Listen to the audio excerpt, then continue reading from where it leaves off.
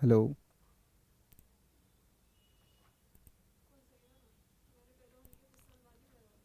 चुप रहो।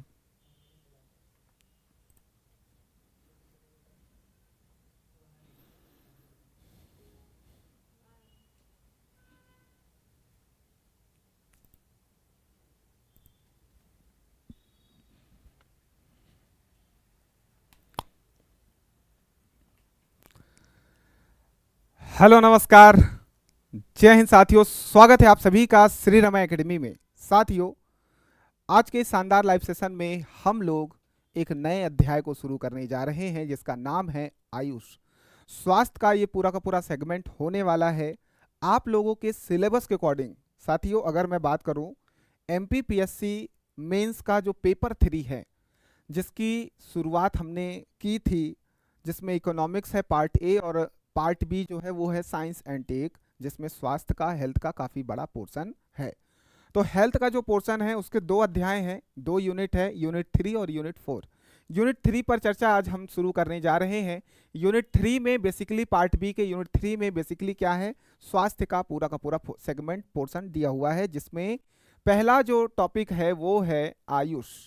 आयुष को हम लोग आज समझेंगे, जो कि काफ़ी महत्वपूर्ण हमारे सिलेबस की दृष्टिकोण से, साथ ही साथ हमारे दैनिक जो जीवन काल है उसमें भी इसका बहुत महत्व है। इसे जानना हर एक व्यक्ति के लिए जरूरी है। तो साथियों, शुरू करते हैं आयुष।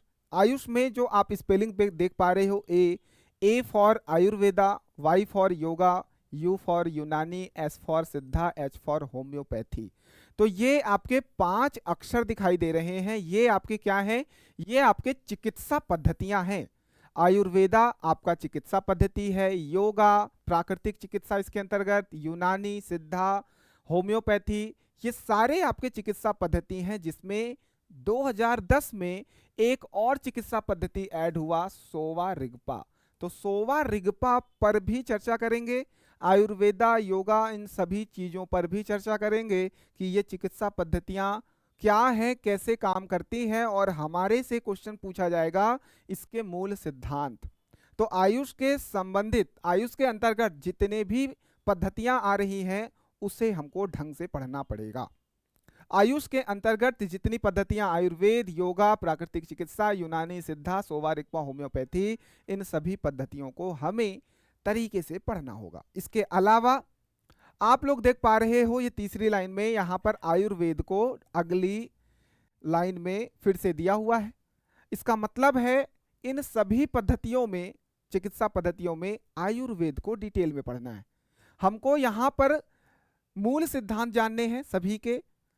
उसके बाद, मूल सिद्धांत के बाद, आयुर्वेद के अंतर्गत हम त्रिदोष को पढ़ेंगे, हम पंच महाभूत को पढ़ेंगे, जो आपके पंच तत्व हैं जिनसे हमारे शरीर का, इस पूरी प्रकृति का निर्माण हुआ है, आकाश, वायु, अग्नि, जल, पृथ्वी। उसके बाद दिनचर्या पर चर्चा करेंगे, ऋतुचर्या, पंचकर्म, प्रारंभिक जो जानकारी है, और जैविक घड़ी। ये सारे टॉपिक्स को हम कवर करेंगे किसके अंतर्गत? आयुर्वेदा के अंतर्गत। इसका मतलब है ये जो 5 अक्षर हैं आयुष, AYUSH, जिसमें एक अक्षर और जोड़ो, सोवा रिगपा, तो 6 आपकी पद्धतियां हैं, चिकित्सा पद्धतियां हैं, उसमें से आयुष को डिटेल में पढ़ना है हमारी यूनिट 3 के हिसाब से। उसके अलावा मेरे साथियों, योगा, योग, ये आपको डिटेल में पढ़ना है। मतलब आपको आयुष में ए और वाई, आयुर्वेद और योगा को डिटेल में पढ़ना है, जिसके अंतर्गत पंचकोश सिद्धांत, अष्टांग योग, षटकर्म, मुद्रा की प्रारंभिक जानकारी, प्राकृतिक चिकित्सा, मिट्टी चिकित्सा जिसमें आता है प्राकृतिक चिकित्सा, जो कि प्रकृति से बना हुआ है, मिट्टी प्राकृतिक है, उससे अगर चिकित्सा ले रहे हैं, जैसे आपको बोला जाता है मिट्टी का लेपन करो, मिट्टी से बाल धो, आपके बाल और सुंदर, खूबसूरत और मुलायम होंगे और आपकी स्किन बहुत अच्छी होगी। इस तरीके से हम मिट्टी की क्या करते हैं, मिट्टी के यूज से मिट्टी चिकित्सा कर सकते हैं।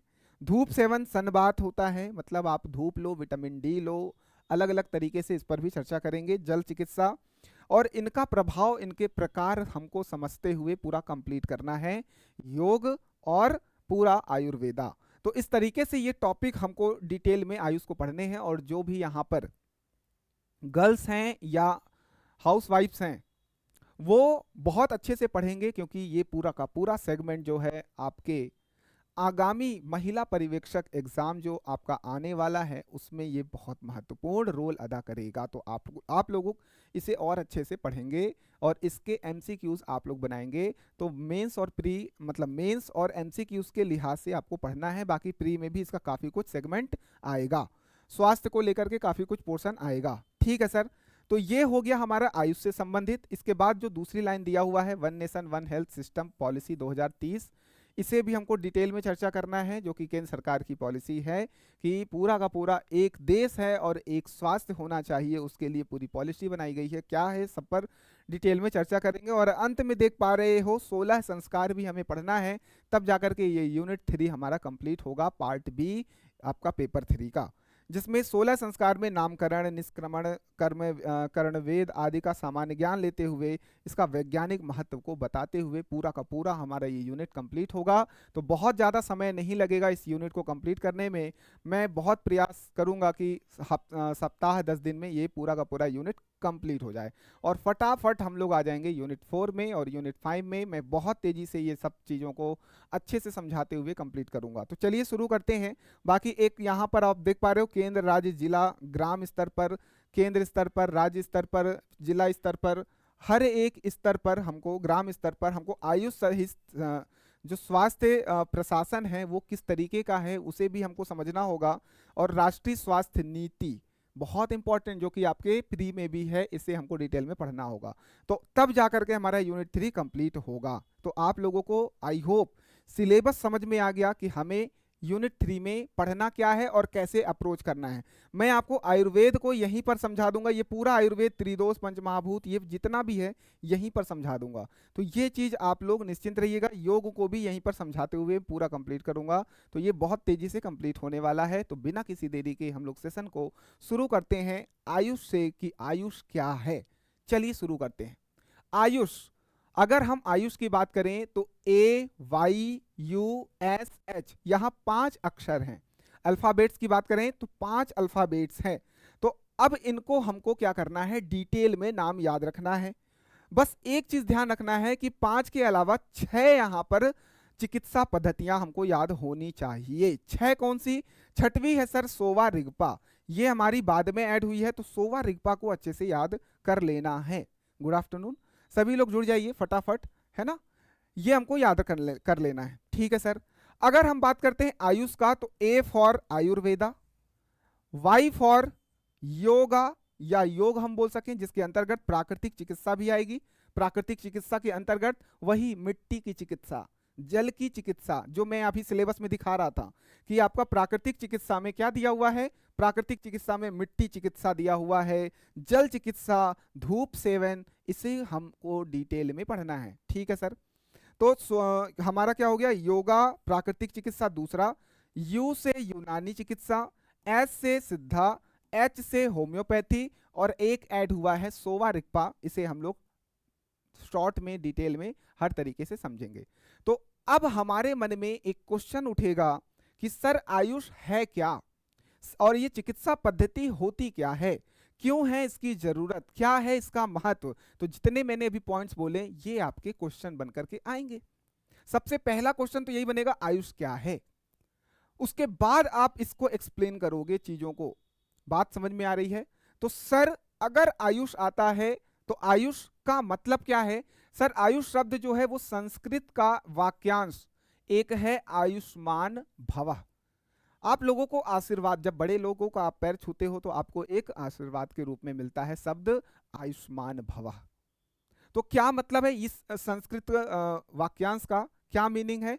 तो जिसका अर्थ क्या होता है कि आप लंबा जीवन व्यतीत करिए, मतलब आपकी आयु बड़ी हो, दीर्घायु हो आपकी, इसके लिए आपको आशीर्वाद दिया जा रहा है ना। क्या? आयुष्मान भवः, बहुत अच्छा जीवन, लंबा जीवन आप व्यतीत करें। और यहीं से आया है आयुष पद्धति, जो कि चिकित्सा पद्धति है। सर क्यों आया है? सर अगर हमको रोग हो जाए, किसी भी तरीके से हमारा जो शरीर है वो रोगी हो सकता है, क्योंकि बाहर बहुत सारे ऐसे कीटाणु, बैक्टीरिया, वायरस, बहुत सारी ऐसी चीजें हैं, तमाम ऐसी चीजें हैं जिससे हमारा शरीर लड़ता है। अगर लड़ने में असमर्थ होता है तो वो उनके प्रभाव में आकर के क्या हो जाता है, बीमार हो जाता है। तो तो इस बीमारी को दूर करने के लिए कुछ पद्धतियां होनी चाहिए जिसको हम चिकित्सा पद्धति बोलते हैं, और इसी चिकित्सा पद्धति के अंतर्गत हम ये पूरे चिकित्सा पद्धति को पढ़ने वाले हैं। इसमें कहीं पर भी आपका इंग्लिश दवाइयाँ जो आप पैरासीटामोल खा लेते हो, ये जो दवाइयाँ हैं, इनका कहीं पर भी जिक्र नहीं है, क्योंकि ये पूरा नेचुरल चिकित्सा पद्धति है। ज़्यादातर कोशिश किया गया है कि रसायनों का प्रयोग ना करें, नेचुरल चीज़ों को यहाँ पर प्रयोग में लाएं। तो इस तरीके से आपका क्या होगा, रोग प्रतिरोधक क्षमता बढ़ेगा और आप क्या कर पाओगे, अच्छा जीवन व्यतीत कर पाओगे, लंबा जी पाओगे, मतलब आयुष्मान भव वाली जो बात है वो सिद्ध हो पाएगी। ठीक है बात। तो ये चीज समझ में आ गया। आयुष शब्द का अर्थ क्या है, आयुर्वेद, योग, प्राकृतिक चिकित्सा, यूनानी, सिद्धा, सोवा और होम्योपैथी, ये सारे के सारे तमाम आयुष के अंतर्गत शामिल हैं। तो इनको हम लोग एक शब्द में बोलेंगे आयुष चिकित्सा पद्धति, Ayush medical method, Ayush medical method. इसको शुरू करने से पहले मैं आपको थोड़ा सा एक इंट्रो दे देता हूं स्वास्थ्य को लेकर के। स्वास्थ्य को लेकर के एक इंट्रो दे देता हूं कि क्या होता है स्वास्थ्य, जो कि हमारा यूनिट नंबर 4 है, पेपर 3 पार्ट बी का यूनिट नंबर 4 जो हमारा होगा वो क्या होगा, स्वास्थ्य को लेकर के होगा। अब सर स्वास्थ्य क्या होता है, अगर हम WHO की परिभाषा के अनुसार अगर हम बात करें, WHO की परिभाषा के अनुसार अगर हम बात करते हैं, तो जो हमारा शरीर है वो पूर्णतः स्वस्थ होना चाहिए। उसके लिए 3 कंडीशन है। स्वास्थ्य का मतलब होता है शारीरिक रूप से, ये किसके अनुसार, WHO के अनुसार, शारीरिक रूप से, मानसिक रूप से और सामाजिक रूप से। तीनों रूप से अगर आप स्वस्थ हो, स्वास्थ्य आपका है, तीनों रूप से अगर आप स्वस्थ हो, स्वस्थ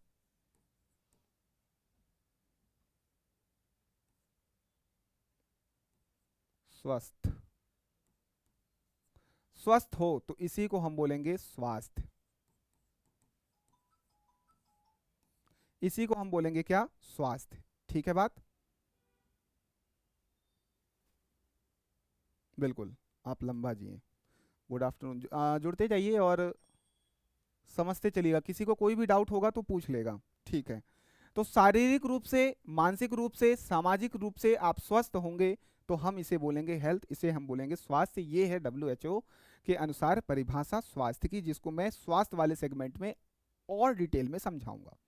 सर हमको ये चीज़ समझ में आती है, शारीरिक रूप से हमको बीमारी हो जाती है कि हमको बुखार हो गया, सर्दी हो गई, दस्त हो रहे हैं, या किसी भी तरीके का हमको बीमारी हो जाता है, शरीर कमजोर हो जाता है और कुछ ना कुछ हमारी शरीर के द्वारा क्या होता है, प्रतिक्रिया देखने को मिलती है। ठीक है सर, लेकिन मानसिक रोग क्या होता है सर, आप लोग मेंटली डिस्टर्ब लोगों को भी देखा होगा, तो वो क्या होते हैं, वो दिखाई देते हैं कि हाँ ये मेंटली डिस्टर्ब्ड हैं, आपको क्लियर समझ में आ जाता है।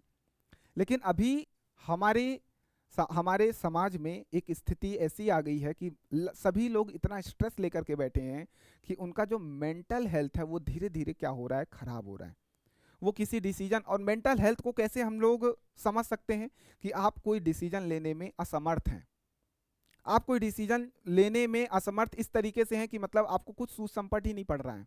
यहाँ के लैंग्वेज है, कुछ बच्चों ने सिखाया है कि कुछ समझ नहीं आ रहा है, कुछ सूझ संपट बोलते हैं कि सूझ संपट ही नहीं पड़ रहा है कि सूझ संपट ही नहीं पड़ रहा है कि हम क्या कर रहे हैं, क्या किसको जवाब दे रहे हैं।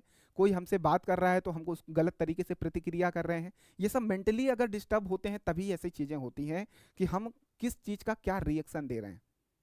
तो ये इसको बोलते हैं मानसिक बीमारी, है ना। कभी तूतड़ा, कभी गाली गलौज निकलना, चिड़चिड़ापन, ये धीरे धीरे धीरे धीरे धीरे धीरे आपको क्या हो रहा है, मानसिक रूप से आपको कमजोर कर रहा है, और आप इस तरीके से कमजोर हो रहे हो कि आपका मानसिक स्थिति बहुत डाउन हो गया। इसी को बोलेंगे मानसिक रोग, मानसिक बीमारी। और ये जब एक लेवल चरम स्थिति तक पहुंच जाती है तो कुछ हॉस्पिटल्स बनाए गए हैं, मेंटल हॉस्पिटल्स, जहां पर आपको भर्ती करवाया जाता है ना। वहां पर ना जाना पड़े, ऐसी स्थिति ना आए, इसलिए हमको आयुष समझ में आना चाहिए। और बाकी सामाजिक स्वास्थ्य भी बहुत जरूरी है। सामाजिक स्वास्थ्य भाई, सामाजिक रूप से दबाव हमको होता ही है, ये दबाव वो दबाव, ये करियर में अच्छा करो, शादी करो, वो ये करो, वो करो, भाई बहुत प्रेशर है। एज बढ़ रही है तुम्हारी, ये हो रही, वो हो रही, आप अपने रिश्तेदारों से बहुत तरह तरह के क्या ताने सुनते होगे, बहुत सारी बातें सुनते होगे, तो इसको बोलते हैं सामाजिक दबाव। और ये भी अच्छा होना चाहिए कि जो आपके आसपास जो लोग हैं वो आपके साथ सकारात्मक रूप से रह रहे हैं, तो वो सामाजिक स्वास्थ्य अच्छा है। नकारात्मक रूप से रह रहे हैं तो सामाजिक स्वास्थ्य खराब है। तो इसको भी अच्छा होना चाहिए, तो इसको भी ऐड किया गया है, जिसे आप लोग समझते नहीं हो। तो तीनों रूप से, शारीरिक रूप से, मानसिक रूप से, सामाजिक रूप से, अगर स्वस्थ हो तो हम बोलेंगे कि स्वास्थ्य है। बहुत बढ़िया सर। और इसी तरीके से अगर कोई बीमारी आ जाए,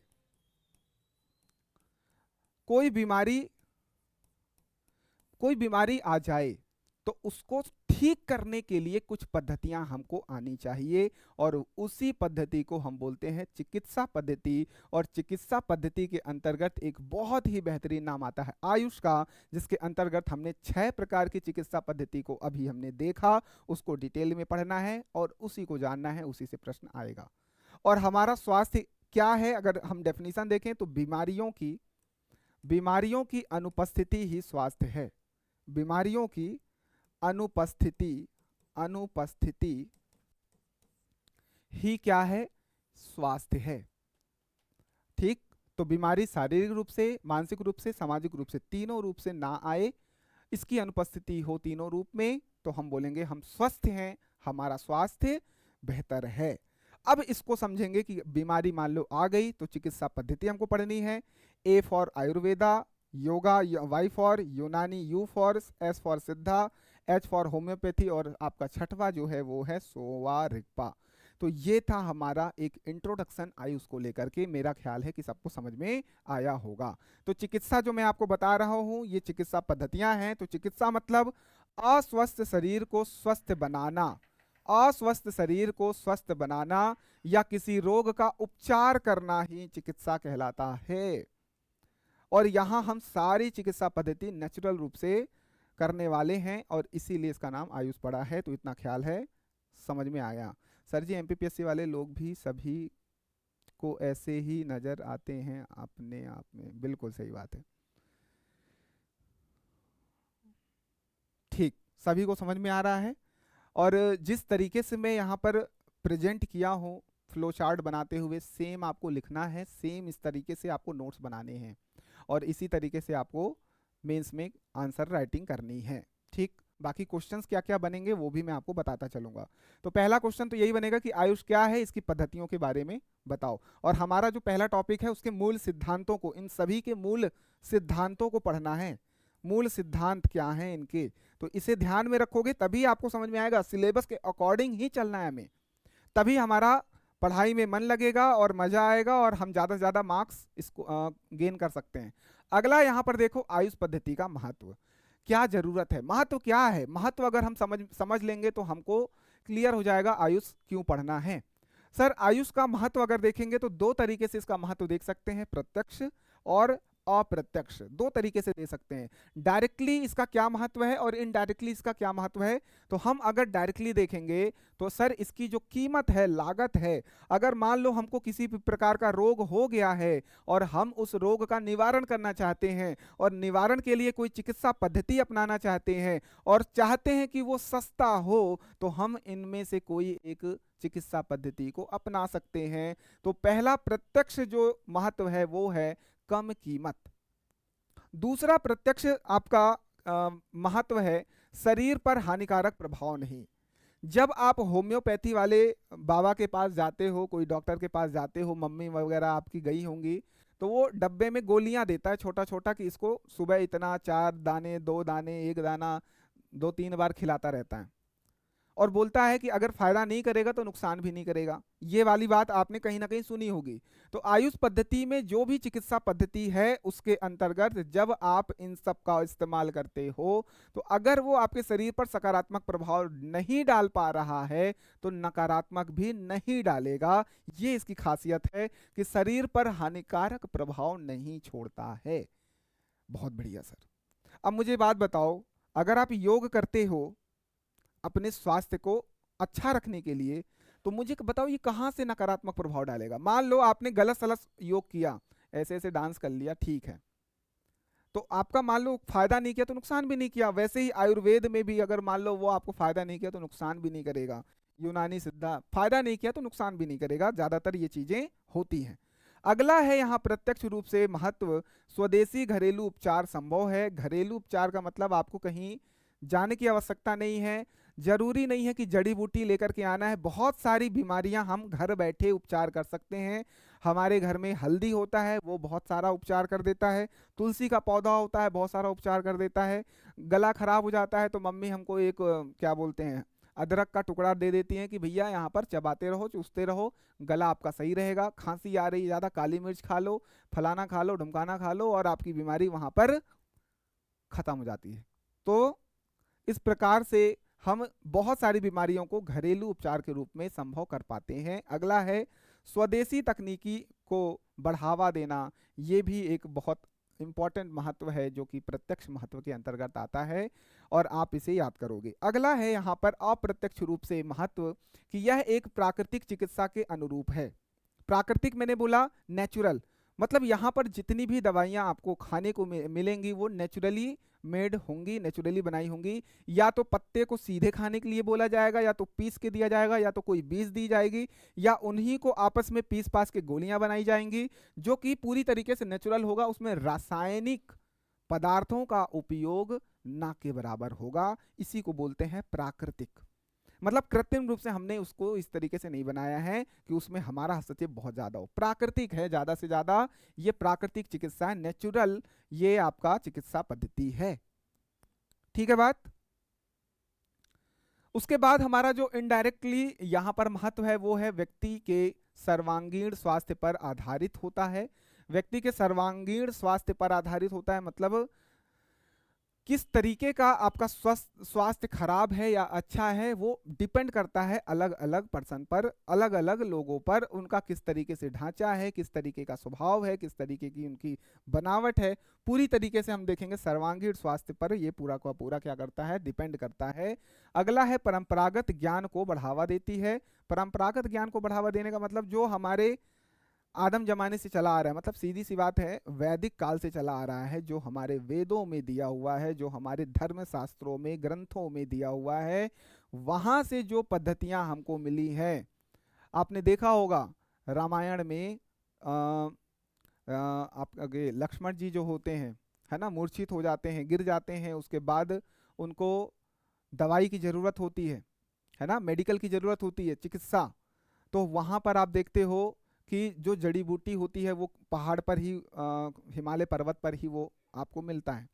तो तुरंत हनुमान जी उड़ के जाते हैं, और उनको नहीं मिलता तो वो पूरी पर्वत उठा करके ला करके रख देते हैं कि जो जड़ी बूटी चाहिए आप देख लो कौन सा है, मेरे को समझ में नहीं आया तो आप निकाल लो। तो वहां पर आपने देखा कि इस तरीके की पद्धति वो हमारे रामायण काल से चली आ रही है, महाभारत काल से चली आ रही है, मतलब वेदों में इनका बहुत ज़्यादा जिक्र दिया हुआ है, जिसको बढ़ावा देना बहुत ज़रूरी है। क्योंकि आज की स्थिति ऐसी है कि हम बहुत ज़्यादा डिपेंड हो गए हैं किस पर, बहुत ज़्यादा हम डिपेंड हो गए हैं दवाई गोलियों पर।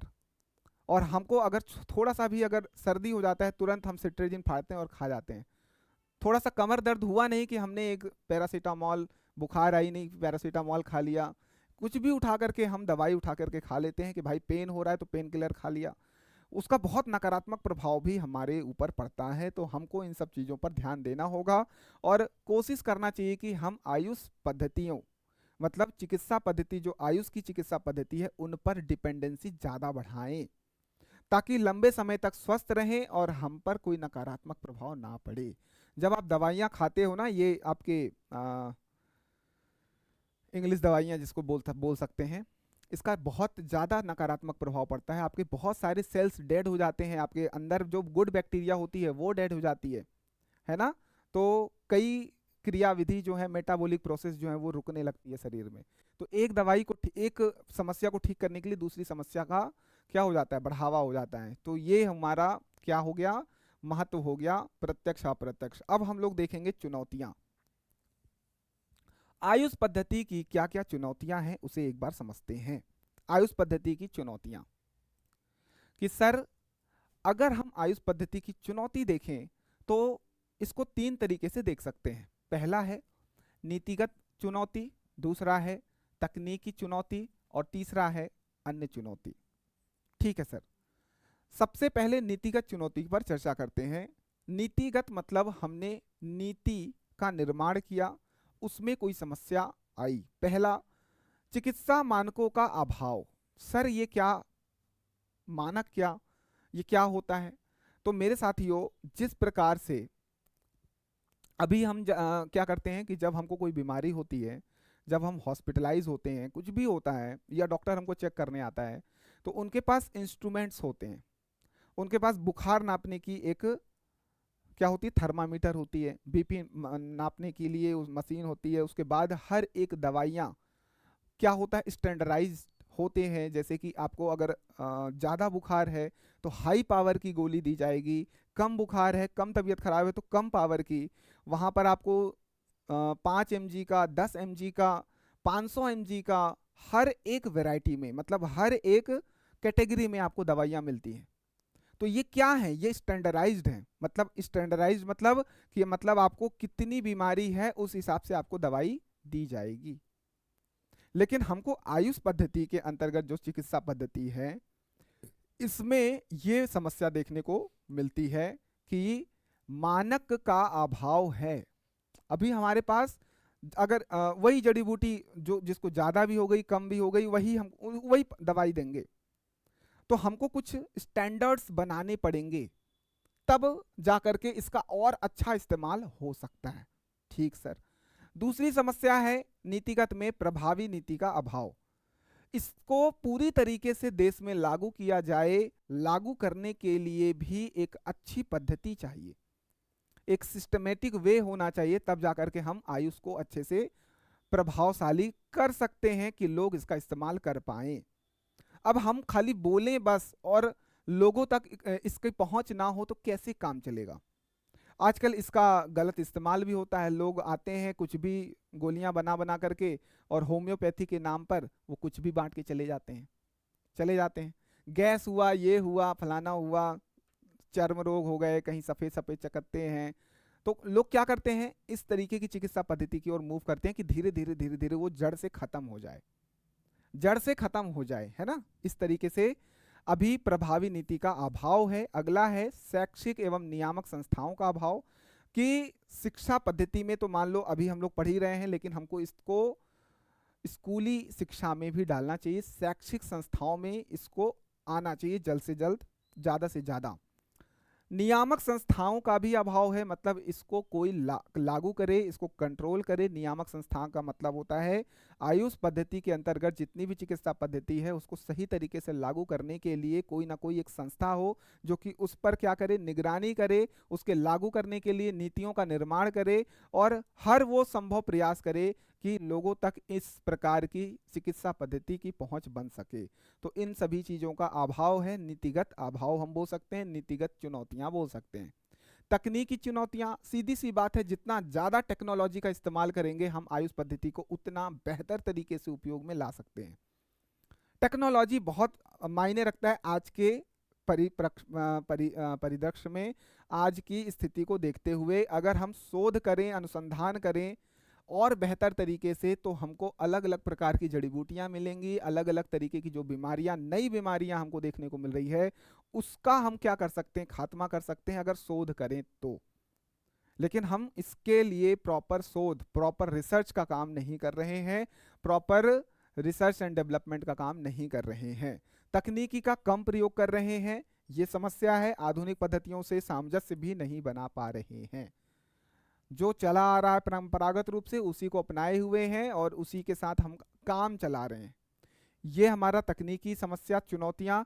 अन्य चुनौतियां हैं सर्वमान्य स्वीकृति चाहिए, है ना, सार्वभौमिक पहुंच का अभाव, मतलब हर एक इंसान, 140 करोड़ जनता है, मुट्ठी भर जनता को इसके बारे में जानकारी होती है या इसका उपयोग कर पाता है, इस प्रकार की चिकित्सा पद्धति का उपयोग कर पाता है, सब लोग नहीं करते हैं। विभिन्न आयुष पद्धतियों में समन्वय का अभाव। अब जैसे मैंने 6 नाम दिया था आयुष में, ऐसे तो आयुष मतलब 5 यहाँ पर वर्ड हैं। अब आयुष में आयुर्वेद, योग, यूनानी, सिद्धा, होम्योपैथी और सोवा रिगपा आपस में भी इंटरलिंक होने चाहिए, मतलब आपस में भी क्या हो, इनका समन्वय हो। आप जीवन में डेली रूटीन में योग करो ना, आप जीवन में योग करो ना। योग करोगे तो आपको बाकी पद्धतियों से बहुत ज़्यादा मतलब क्या करना पड़ेगा, बहुत ज़्यादा उपयोग नहीं करना पड़ेगा। योग करोगे तो बहुत ज़्यादा आपकी बीमारी नहीं होगी और कम से कम बीमारियां होंगी, और जो भी होगी वो बाकी से फुलफिल हो जाएंगी, आयुर्वेद से फुलफिल हो जाएंगी, बाकी होम्योपैथी से फुलफिल हो जाएंगी। बात समझ में आ रहा है? मतलब आपस में इनका क्या करना है, समन्वय स्थापित करना है, इंटरलिंक करनी है, ताकि ज़्यादा अच्छा प्रभाव हमको देखने को मिले। ये चीज़ भी हमको अभाव देखने को मिलता है, समस्या में देखने को मिलता है। ठीक है बात? तो इस तरीके से आपको हमने महत्व भी बता दिया, इस तरीके से हमने आपको चुनौतियां भी बता दी। तो इसको आपको लिखना आना चाहिए कि क्या चुनौतियां हैं, क्या महत्व है। ठीक, बहुत बढ़िया। ये हमने सारी चीज़ें समझ ली। आगे बढ़ते हैं। आयुष के लक्ष्य। आयुष के लक्ष्य, क्या क्या लक्ष्य हैं आयुष के, जो हमने चिकित्सा पद्धति आयुष के अंतर्गत पढ़ी। पहला है कि आयुष शैक्षिक मानकों का उन्नयन हो। दूसरा है दवाओं का गुणवत्ता नियंत्रण और मानकीकरण हो। तीसरा है औषधीय पादप सामग्री की उपलब्धता में सुधार हो। अगला चौथा है अनुसंधान और विकास हो, और प्रणालियों की प्रभावकारिता में बारे में जागरूकता का विकास हो। सर आपने आयुष में 6 प्रकार की चिकित्सा पद्धति बताई है। उन 6 प्रकार की चिकित्सा पद्धति का सबसे इंपॉर्टेंट महत्व और सबसे इंपॉर्टेंट लक्ष्य ये होना चाहिए कि लोगों का उस तक पहुंच बने। तो सर प्रभाविकता बने और उसके बारे में जागरूकता का विकास हो, तभी तो ऐसा संभव हो पाएगा। लोग जागरूक होंगे कि मेरी बीमारी इस पद्धति से भी ठीक हो सकती है और ये नेचुरल है, ये मेरे बॉडी को नुकसान नहीं पहुंचाएगी जितना कि नुकसान हमारी मेडिकल जो चल रही है उससे हो रहा है। बात क्लियर है? अगला है अनुसंधान, रिसर्च और डेवलपमेंट का काम इसमें करना बाकी है, टेक्नोलॉजी का इस्तेमाल इसमें करना बाकी है। तो लक्ष्य के अंतर्गत ये सारी लक्ष्य हमको रखने पड़ेंगे। अगला है औषधीय पादप सामग्री की उपलब्धता में सुधार।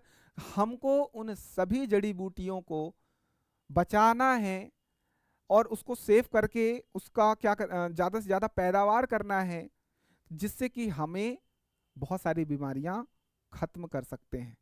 सर उन सभी पादप, औषधि पादप का मतलब जड़ी बूटियां ही तो, उसके संबंधित सभी जड़ी बूटियां, सभी सामग्री को हमको बचा करके रखना है, उसकी उपलब्धता में सुधार करना है, उसको बढ़ाना है। अगला है दवाओं की गुणवत्ता नियंत्रण और मानकीकरण, स्टैंडर्डाइजेशन हमारा पहला लक्ष्य होना चाहिए कि जितनी जरूरत उतना ही दवाई दिया जाए। क्वांटिटी इतनी हो, इतना बीमार है, इस तरीके का बीमार है तो उसको इतनी क्वांटिटी मिलनी चाहिए। मानकीकरण हो, स्टैंडर्डाइजेशन हो, गुणवत्ता पर नियंत्रण हो। ठीक है सर। और शैक्षिक मानक का उन्नयन तो होगा ही होगा। ये सारे के सारे लक्ष्य हमको याद रखने हैं। आई होप क्लियर है, लक्ष्य क्लियर है। आइए हम इसके उद्देश्य देखते हैं, ऑब्जेक्टिव्स क्या क्या हैं, उद्देश्य तो लगभग सेम ही रहेगा, बस शब्दावलियों के साथ यहां पर खेलना है आपको। उद्देश्य क्या है? पहला उद्देश्य है कि आयुष को स्वास्थ्य सेवा वितरण प्रणाली और राष्ट्रीय कार्यक्रमों में एकीकृत करना है। ठीक है भैया। लक्ष्य क्या होता है? एक निश्चित लक्ष्य होता है, उस लक्ष्य को प्राप्ति करने के लिए हम अलग अलग ऑब्जेक्टिव्स बनाते हैं, उद्देश्य बनाते हैं। तो सबसे पहला कि स्वास्थ्य सेवा वितरण प्रणाली जो है हमारे देश में, कि जो स्वास्थ्य सेवा हम दे पा रहे हैं अलग अलग तरीके से, चाहे ग्रामीण हो, चाहे जिला स्तर हो, चाहे राज्य स्तर हो, चाहे केंद्र स्तर हो, उन सभी प्रणाली में, सेवा प्रणाली में, स्वास्थ्य सेवा प्रणाली और राष्ट्रीय कार्यक्रमों में क्या करें? एकीकृत करें, मतलब उनका समन्वयन स्थापित करें। सभी प्रणालियों के वृद्धि और विकास के अवसर प्रदान करें, मतलब इनकी क्या करें? पहुंच में वृद्धि कराएं। गुणवत्तापूर्ण क्या करें? इसकी प्रणाली में वृद्धि लाएं और इसका विकास का अवसर प्रदान करें। अगला है उद्देश्य में भारत में स्वास्थ्य देखभाल की आयुष प्रणालियों की वृद्धि और विकास को बढ़ावा देना, सभी नागरिकों को सस्ती और गुणवत्तापूर्ण आयुष स्वास्थ्य देखभाल तक पहुंच प्रदान करना। सर सस्ता होना चाहिए, लोगों को सस्ता ही तो चाहिए। और हमारे देश में शिक्षा, हमारे देश में नहीं पूरे विश्व में शिक्षा और स्वास्थ्य फ्री होना चाहिए। चाहे कितनी भी महंगी बीमारी हो, उसको ठीक करना देश का काम होना चाहिए, क्योंकि इतना टैक्स पेयर करता है एक व्यक्ति अपने जीवन काल में, जितना कमाता है उससे उसका बहुत सारा हिस्सा जो है वो टैक्स के रूप में सरकार को देता है, अपने देश को देता है। तो देश की भी ये जिम्मेदारी होनी चाहिए कि शिक्षा और स्वास्थ्य का जिम्मा सरकार ले, है ना, कुछ ऐसी व्यवस्था बनाए। उसके बाद है कि स्वास्थ्य देखभाल की, और ये क्या हो, सस्ती हो, गुणवत्तापूर्ण हो। तो आयुष चिकित्सा पद्धति में जितने भी मैंने पद्धतियां बताई वो सस्ती हो, गुणवत्तापूर्ण हो, मतलब क्वालिटी अच्छी हो। ऐसा ना हो कि हम 10 साल तक खा रहे हैं दवाई, कछु असर ही ना हो रहा है। 10 साल ज़्यादा बोल दिया, 2-2 4-4 महीने खा रहे हैं लेकिन कुछ असर नहीं हो रहा है। और इस पद्धतियों में टाइम लगता है, ये भी चीज़ है। विभिन्न रोगों की रोकथाम और उपचार के लिए पारंपरिक और स्वदेशी दवाओं का उपयोग करना, विकसित करना। तो इस प्रकार से सिंपल सिंपल आपके क्या हैं, ऑब्जेक्टिव्स हैं, उद्देश्य हैं, जिनको आप पढ़ सकते हो। बहुत सिंपल है, जो मैं अभी आप तक बता रहा था वही सारी चीज़ें उद्देश्य में, बहुत सारे पॉइंट्स में मैंने यहाँ पर कवर करा दिया है, इसको पढ़ना है आपको। अब आयुष के मूल सिद्धांत जो कि सिलेबस में दिया है। सर सिलेबस में क्या दिया हुआ है?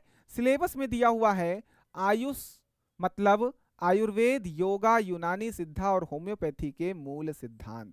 ये मूल सिद्धांत सभी के बता दो। तो सबसे पहले मैं आयुष के लक्ष्य बताया, महत्व बताया, उसकी समस्या बताया। आयुष का मतलब पूरे के पूरे एक साथ मैंने क्वेश्चंस को कवर किया है। बाकी आयुर्वेद को जब हम पढ़ेंगे तो उसकी क्वेश्चंस को अलग लेंगे, उसके पूरे के पूरे डिटेलिंग को अलग से समझेंगे। लेकिन हमको सबसे पहले आयुष का क्या पढ़ लेना है, मूल सिद्धांत। उसके बाद आपको आयुर्वेद का मूल सिद्धांत, योग का मूल सिद्धांत, प्राकृतिक चिकित्सा का, यूनानी का, सिद्धा का, सोवा रिगपा का, सबके मूल सिद्धांत। मूल सिद्धांत का मतलब है इस किस प्रिंसिपल पर काम कर रहा है, इसका क्या करने का, कैसा इसका मतलब प्रोसेस क्या है, पद्धति क्या है। ठीक, तो आइए आयुष का हम क्या देख लें, आयुष का मूल सिद्धांत देख लेते हैं, जिसके अंतर्गत सभी आते हैं। आपके आयुर्वेद, आपके यूनानी, आपके सब कुछ। तो यहां पर हेडिंग लगा लो सबसे पहले आयुर्वेद। आयुर्वेद का मूल सिद्धांत, उसके बाद योग का मूल सिद्धांत, उसके बाद आपका यूनानी का मूल सिद्धांत, फिर आपका सिद्धा का मूल सिद्धांत। तो आयुर्वेद का मूल सिद्धांत क्या है? चिकित्सा की एक ऐसी प्रणाली है आयुर्वेद। अब आपको यहाँ मूल सिद्धांत बहुत अलर्ट हो जाना है। आयुर्वेद चिकित्सा की एक पद्धति है, चिकित्सा की एक प्रणाली है जो शरीर, मन और आत्मा में संतुलन और सद्भाव के सिद्धांतों पर आधारित है।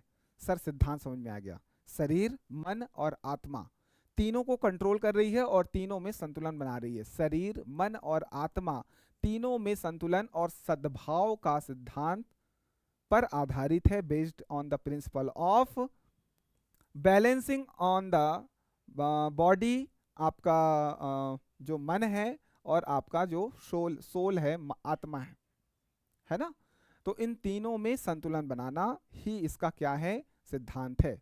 और यह एक स्वास्थ्य और कल्याण को बढ़ावा देने के लिए हर्बल उपचार, आहार, व्यायाम और जीवन शैली में संशोधन सहित विभिन्न तरीकों का उपयोग करता है। मतलब आयुर्वेद के अंतर्गत इसको बढ़ावा देने के लिए, आयुर्वेद के अंतर्गत हम हर्बल उपचार कर रहे हैं, हम लोग आहार मतलब जो भोजन कर रहे हैं, हम व्यायाम और जीवन शैली में कुछ संशोधन कर रहे हैं। मतलब हम उसमें कुछ परिवर्तन लाएंगे, जो हमारी जीवन शैली चल रही है उसमें कुछ परिवर्तन लाओ। सुबह बढ़िया व्यायाम करो, बढ़िया खाना खाओ, ज़्यादा से ज़्यादा खाना सुबह खाओ, दोपहर में उससे कम, रात में बिल्कुल लाइट खाओ। और उस अपने सोने का जो टाइम साइकिल है, जो आपका स्लीप साइकिल जिसको बोलते हैं, उसको सुधारो। जल्दी से जल्दी सोने का प्रयास करो, जल्दी से जल्दी उठने का प्रयास करो। ये सारी चीज़ें हमको देखनी पड़ेगी। तो हम ये सब कुछ पढ़ेंगे, दिनचर्या वगैरह, ऋतुचर्या, ये सब हमारे इसी के अंतर्गत आएगा। बात समझ में आ रही होगी। अगर हम योग का मूल सिद्धांत देखें तो योग शारीरिक और मानसिक, योग का अगर हम सीधा सिद्धांत देखें, मूल सिद्धांत, तो शारीरिक और मानसिक अभ्यासों की एक प्रणाली है। अभी मैं शॉर्ट में मूल सिद्धांत बता रहा हूं, उसके बाद डिटेल में हमको पूरा पढ़ना पड़ेगा आयुष के सभी चिकित्सा पद्धति को। क्या है? शारीरिक और मानसिक अभ्यासों की एक प्रणाली है। मतलब हम शारीरिक रूप से अभ्यास कर रहे हैं कि बढ़िया हम योग कर रहे हैं, अनुलोम विलोम, फिर कपाल भारती, ये सब योग। बाबा रामदेव ने बहुत अच्छा काम किया है ना। किसी के ऊपर मैं पर्सनल उस तरीके से मैं बात नहीं करता हूँ, लेकिन अगर पॉजिटिविटी, सकारात्मक बातें अगर करते हैं तो देश में बहुत अच्छा योग का प्रचलन, योग को बढ़ावा देने में उन्होंने बहुत अहम भूमिका निभाई है, नो डाउट। ठीक, तो शारीरिक शारीरिक और मानसिक अभ्यास करना है। और मानसिक अभ्यास मतलब आप मेडिटेशन कर रहे हो। योग में मेडिटेशन भी एक प्रकार का योग है कि आप मानसिक रूप से स्ट्रांग हो रहे हो। मानसिक रूप से स्ट्रांग मतलब होता है कि आपको जल्दी कोई पिंच नहीं कर सकता। अगर कोई आपको कुछ नकारात्मक चीज़ों से प्रभावित कर रहा है तो आपको ज़्यादा फर्क नहीं पड़ रहा है। ये होता है स्ट्रांग होना, मानसिक रूप से मेंटली स्ट्रांग होना। कोई आपको कुछ भी बोल रहा है, आप तुरंत रिएक्शन नहीं दे रहे हो, शालीनता से क्या करना है क्या नहीं करना है टाइम पे करते हो। शारीरिक रूप से स्ट्रांग, मानसिक रूप से स्ट्रांग, और इसी का अभ्यास की एक प्रणाली है। तो योग का सिद्धांत क्या है? शारीरिक और मानसिक रूप से अभ्यास की एक प्रणाली जिसकी उत्पत्ति प्राचीन भारत में हुई थी। इसमें विभिन्न आसन हैं, व्यायाम के योग के बहुत सारे आसन हैं, श्वास तकनीकी है, प्राणायाम है। तो आसन है, प्राणायाम है, इनके द्वारा पूरा का पूरा योग कंप्लीट होता है, जिसका उद्देश्य है कि शरीर का लचीलापन, शरीर में फुर्ती हो, शक्ति हो, विश्राम में सुधार हो। ये सारी की सारी चीजें हमको योग के अंतर्गत सीखनी होती है और योग का यही सिद्धांत है।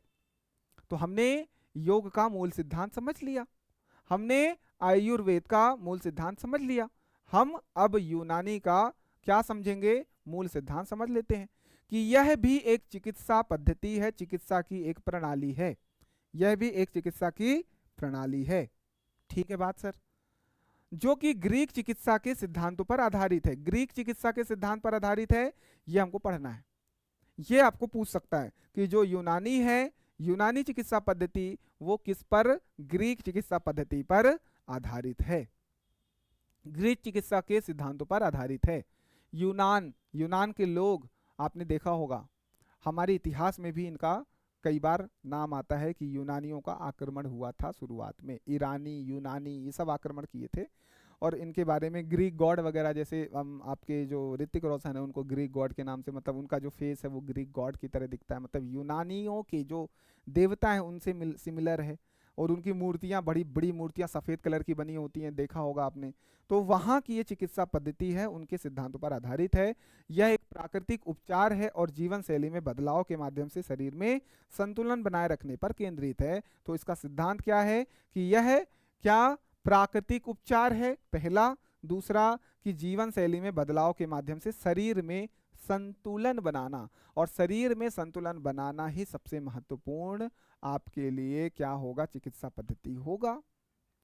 जिसके लिए अब आगे इसको जब डिटेल में हम लोग पढ़ते हैं तो आयुर्वेद के अंदर हम लोग फिर वही चीज़ पढ़ने चालू करते हैं कि त्रिदोष हैं, हमारा शरीर का संतुलन बनता है त्रिदोष से। वही वाक, कफ, पित्त है, इनका बैलेंस होना हमारे शरीर में ज़रूरी है। इनमें से कोई भी कम ज़्यादा होता है तो हमें बीमारियाँ होने लगती हैं, इनके असंतुलन होने से हमें बीमारियाँ होने लगती हैं। तो उनको हमको मेंटेन करना है। तो वो त्रिदोष कौन कौन से हैं उसको डिटेल में पढ़ेंगे। तो उन्हीं की कमी को हम यहाँ फुलफिल कर रहे हैं। फिर पंच महाभूत पढ़ेंगे कि पंच महाभूत शरीर का निर्माण पानी, आकाश, आपका मिट्टी, आपके अग्नि, इन सभी चीज़ों से आपका पंच महाभूत से हुआ है, पंच तत्वों से हुआ है। तो सभी का बैलेंस बनाना। अगला है सिद्ध, सिद्धा, सिद्ध। यह भी चिकित्सा की एक प्रणाली है, पद्धति है, जो कि पारंपरिक तमिल चिकित्सा के सिद्धांत पर, तो ये याद रखना है, तमिल चिकित्सा सिद्धांतों पर आधारित है। ये ग्रीक चिकित्सा पर आधारित है, ये तमिल चिकित्सा पर आधारित है, सिद्धा। और स्वास्थ्य और कल्याण को बढ़ावा देने के लिए प्राकृतिक उपचार है, यह भी आध्यात्मिक प्रथाओं के उपयोग पर केंद्रित है। मतलब इसमें आप आध्यात्मिक रूप से भी क्या करते हो? कार्य करते हो, जिससे कि आपका उपचार होता है। और प्राकृतिक उपचार तो है ही। बाकी तमिल चिकित्सा के सिद्धांतों पर आधारित है सिद्धा। अगला है होम्योपैथी चिकित्सा। होम्योपैथी चिकित्सा की एक प्रणाली, यह भी एक चिकित्सा की प्रणाली है। जैसा इलाज वैसे वैसा के सिद्धांत पर आधारित है। मतलब जैसा इलाज वैसा के सिद्धांत पर, मतलब जैसा करनी वैसी भरनी वाली जो एक लाइन है ना, वैसी कि जैसा इलाज वैसा के सिद्धांत पर आधारित है। इसमें शरीर की प्राकृतिक उपचार प्रक्रियाओं का उत्तेजित करने के लिए अत्यधिक पतले पदार्थों का उपयोग किया जाता है। तो हमारे प्राकृतिक उपचार प्रक्रियाओं में उत्तेजित करने के लिए शरीर के अंतर्गत कई प्रकार के पतले पदार्थों का उपयोग इसमें होता है। और इस तरीके से इन सभी प्रणालियों के देखभाल में, इसके अक्सर देखभाल के लिए एक समग्र दृष्टिकोण शामिल होता है और हम इन सभी पद्धतियों को उपयोग कर पाते हैं। इसके अलावा सोवा रिगपा है, उसको भी हम लोग देखेंगे। है ना, चीन जो तिब्बत वाला क्षेत्र है, उससे उसके सिद्धांतों पर यह आधारित है, सोवा रिगपा, है ना, उसको भी हम लोग समझेंगे। बाकी इतना आपको मूल सिद्धांतों में थोड़ा थोड़ा जानकारी हो गई। अब डिटेल में हम लोग चलते हैं इनके सभी पद्धतियों में। अगर हम बात करेंगे आयुष पद्धति हेतु सरकारी प्रयास कौन से हैं, कि सर सरकारी प्रयास क्या क्या किए गए हैं अभी तक आयुष पद्धति को लेकर के। अभी तक मैं समग्र रूप से सभी पद्धतियों को एक साथ बता रहा हूं। अगले लेक्चर में हम लोग आयुर्वेद को डिटेल में चर्चा करना शुरू करेंगे। तो सर क्या है आयुष पद्धति हेतु सरकारी प्रयास। सो सबसे पहले आप पॉइंट वाइज लिखोगे कि 2014 में आयुष मंत्रालय का गठन किया गया। कि सर आयुष मंत्रालय का सबसे पहले गठन कर दिया गया, सरकारी प्रयास में सबसे पहला बढ़िया प्रयास कि मंत्रालय बना दिया गया, जो आपके आयुर्वेद, आपकी योग, आपका यूनानी, आपका सिद्धा, आपका होम्योपैथी चिकित्सा पद्धति है, इन सभी को कंट्रोल करने के लिए एक हमने मंत्रालय ही बना दिया, आयुष मंत्रालय 2014। उसके बाद राष्ट्रीय आयुष मिशन की शुरुआत की गई। राष्ट्रीय आयुष मिशन को अभी मैं यहाँ पर समझाऊंगा कि इसकी प्रारंभ की गई 2014 में। इसके कुछ उद्देश्य हैं, उनको फुलफिल करना है। तो सबसे पहले हमने याद कर लिया कि आयुष मंत्रालय, दूसरा याद कर लिया कि आयुष मिशन की शुरुआत की गई, तीसरा हमने याद कर लिया सरकारी प्रयास में कि ई औषधि नामक पोर्टल की शुरुआत की गई। ई औषधि मतलब इलेक्ट्रॉनिक, ई जब भी आ जाए तो इलेक्ट्रॉनिक उसका मीनिंग होता है। औषधि का नामक पोर्टल का शुरुआत किया गया है हमने, और जिसके तहत आयुर्वेद, सिद्धा, यूनानी, होम्योपैथी औषधियों का हम ऑनलाइन लाइसेंसिंग प्रदान की जाती है। मतलब जो लोग चाहते हैं इस चिकित्सा पद्धति से जुड़ना, इस चिकित्सा पद्धति में काम करना, दवाइयाँ बेचना, उनको लाइसेंस देने का काम भी यहाँ पर शुरू किया गया कि एक वेब पोर्टल बना दिया गया, एक वेब पोर्टल ई औषधि नाम से, जिसके तहत हम इन सभी चिकित्सा पद्धतियों के लिए लाइसेंसिंग सुविधा प्रदान कर रहे हैं। अगला है आयुष संजीवनी एप्लीकेशन बनाया गया कि आप जब प्ले स्टोर पे जाओगे तो आयुष संजीवनी नाम का आपको एक एप्लीकेशन मिलेगा, जिसमें आप लोग अलग अलग प्रकार की बीमारियों के उपचार का समाधान देख सकते हो। 21 जून को 2015 से अंतर्राष्ट्रीय योग दिवस के रूप में हम मनाते हैं। हर वर्ष 21 जून को हम क्या मनाते हैं, 2015 से योग दिवस हर साल मनाते आ रहे हैं।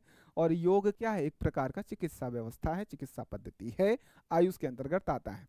आयुष उद्यमिता विकास कार्यक्रम चालू है। आयुष 64 एक दवा है, आयुष 64 नाम का एक दवा भी शुरुआत किया गया। केंद्रीय आयुर्वेदी अनुसंधान परिषद का भी एक शुरुआत किया गया, है ना, जितना रिसर्च होगा उतना बेहतर। तो इस तरीके से मैंने पॉइंट वाइज आयुष पद्धति के लिए सरकारी प्रयास आपको बताएं, इनको सबको याद रखना है। आयुष विभाग जो है वो सबसे पहले बनाया गया था 79 में, 1979 में सबसे पहले एक विभाग बना था। लेकिन मंत्रालय बनाया गया है कब, 2014 में। आयुष मंत्रालय 2014 में, विभाग डिपार्टमेंट होता है, छोटा सा डिपार्टमेंट बना दिया। तो उसका जो शुरुआत हुई है डिपार्टमेंट की 1979, देसी चिकित्सा पद्धति के नाम से इसका क्या किया गया था, स्थापना किया था। इसका शुरुआत में नाम था देसी चिकित्सा पद्धति, है ना। अब इसका नाम आयुष रखा गया 2014 में। बाद में देखा गया कि इसके अंतर्गत राष्ट्रीय आयुष मिशन चलाया गया। आयुष मिशन के अंतर्गत सभी जितने भी चिकित्सा पद्धति आयुष के अंतर्गत आते हैं उसका प्रॉपर क्या किया गया, जागरूकता बढ़ाना, उससे संबंधित जितनी भी जानकारी है देते हुए लोगों का उपचार करना इसका लक्ष्य था। तो प्रारंभ किया गया 2014 सितंबर में। उद्देश्य है भारतीयों के समग्र स्वास्थ्य को बढ़ावा देने के लिए आयुष क्षेत्र का विस्तार करना, मतलब आयुष पद्धति में जो जो चिकित्सा पद्धति आ रही हैं उसका विस्तार करना। देश में विशेष रूप से जो कमजोर और दूर दराज के क्षेत्रों में आयुष सेवाएं दूर दराज के लोग हैं वहाँ तक इसकी पहुँच बनाना इसका मेन उद्देश्य था। और अगर हम इस मिशन के घटकों की बात करें तो दो प्रकार के घटक आपको याद रखने हैं, एक अनिवार्य घटक और एक नम्य घटक। अनिवार्य घटक जो आयुष मिशन है, आयुष मिशन, राष्ट्रीय आयुष मिशन, इसका अनिवार्य घटक और नम्य घटक इस तरीके से आपको आंसर राइटिंग में भी काम आएगा। अनिवार्य घटक में लिखोगे कि आयुष सेवाएं इसका अनिवार्य घटक है। कंपोनेंट घटक का मतलब होता है कंपोनेंट, किन किन चीज़ों से बना है। तो सबसे पहला घटक जो है आयुष का, आयुष मिशन का, कि आयुष सेवाएं देना, मतलब सभी प्रकार की चिकित्सा सेवा देना। आयुष शैक्षणिक संस्थान आयुर्वेद, सिद्ध, यूनानी तथा होम्योपैथी औषधि का गुणवत्ता नियंत्रण करना, कि इसका अनिवार्य घटक है कि इसकी क्वालिटी को कंट्रोल किया जाए। औषधि पादप मतलब आपकी जो जड़ी बूटियां हैं उसको उपलब्धता को बढ़ावा करना। नम्य घटक मतलब ये भी घटक हैं लेकिन बहुत ज़्यादा इंपॉर्टेंट नहीं है, ये अनिवार्य घटक है। मतलब इसकी इस ये तो होगा ही होगा इस मिशन के अंतर्गत, और ये ठीक है कहीं हुआ कम हुआ ज़्यादा हुआ। नम्य घटक में योग, प्राकृतिक चिकित्सा सहित आयुष स्वास्थ्य केंद्र बनाए गए, और अनिवार्य घटक में आयुर्वेद, सिद्धा, यूनानी, होम्योपैथी ये चारों की औषधि को बढ़ावा करना और इसकी गुणवत्ता को कंट्रोल करना, ये डाला गया। ठीक है ना, योग और प्राकृतिक चिकित्सा को ठीक है नम्य में डाल दिया, किसी को करना है नहीं करना है ठीक है। टेलीमेडिसन, उसके बाद सार्वजनिक निजी भागीदारी सहित आयुष में नवाचार, नवाचार की व्यवस्था चालू की गई। सूचना, शिक्षा तथा संचार कार्यकलाप, ये सब नम्य घटक के अंतर्गत आपको याद करने हैं। इस तरीके से हमने राष्ट्रीय आयुष मिशन कंप्लीट किया। आयुष विभाग हमने देख लिया, हमने आयुष पद्धति हेतु सरकारी प्रयास हमने सभी तरीके से देख लिया। अब शुरू होगा क्या, शुरू होगा आयुर्वेदा। हम अब डिटेल में आयुर्वेद को समझना शुरू करेंगे अगले लेक्चर में।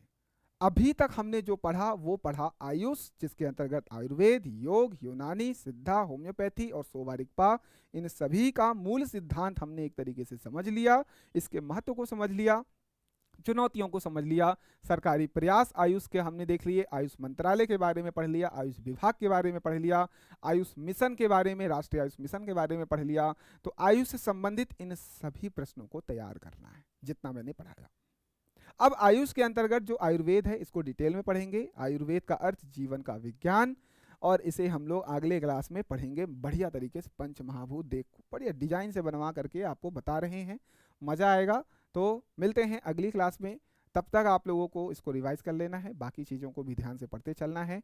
पेपर 3 का जो भी बच्चे लेना चाहते हैं कोर्स वो ले सकते हैं। बाकी मिलते हैं अगली क्लास में, तब तक आप लोग स्वस्थ रहिए, मस्त रहिए, जबरदस्त रहिए, प्यार बनाए रखिए। धन्यवाद। ये लाइन भी इसीलिए बोलता हूँ क्योंकि स्वस्थ होना सबसे ज़्यादा जरूरी है, बाकी चीज़ें सेकेंडरी है। प्रायोरिटी पर इसे रखिए। धन्यवाद।